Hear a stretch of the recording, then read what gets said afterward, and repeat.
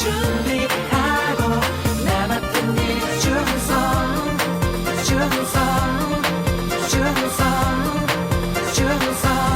Your kingdom come.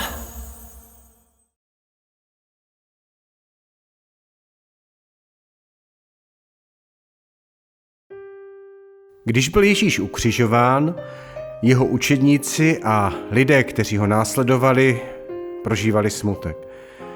Židovští nejvyšší kněží a znalci zákona nařídili vojákům, aby hlídali Ježíšův hrob po celou noc, protože Ježíš řekl, že po 3 dnech vstane z mrtvých. 3. den po Ježíšově smrti brzy ráno přišli Marie Magdaléna, Marie Jakubova a Salome k Ježíšovu hrobu. Vzali sebou vonné masti, aby ho mohli namazat.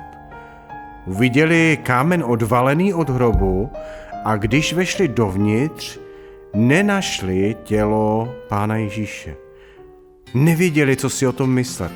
V tom uviděli anděla v zářícím rouchu, sedícího na místě, kde Ježíš ležel. Nebojte se, vím, že hledáte ukřižovaného Ježíše. Vstal z mrtvých. S nesmírnou radostí běželi oznámit dobrou zprávu. Cestou někoho potkali, byl to Ježíš, který vstal z mrtvých.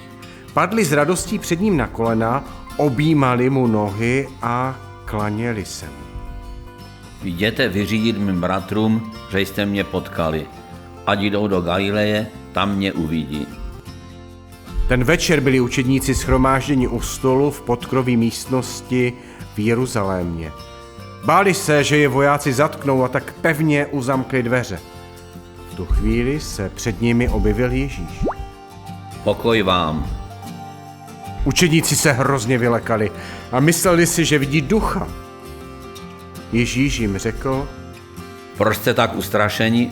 Proč pochybujete? Podívejte se na mé ruce a nohy. Dotkněte se mě a přesvědčíte se, že jsem to já. Po těch slovech učedníci uvěřili, že Ježíš skutečně vstal z mrtvých. Byli moc nadšení, že ho znovu vidí, klaněli se mu a oslavovali ho. Ježíš, Boží syn, zemřel za lidské hříchy, ale po 3 dnech vstal z mrtvých. Ježíš řekl svým učedníkům: Jděte a šířte dál dobrou zprávu.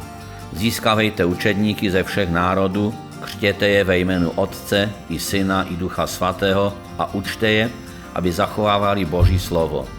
Já jsem s vámi po všechny dny až do skonání světa. Ježíš slíbil, že se vrátí z nebe, až bude poslední den soudu.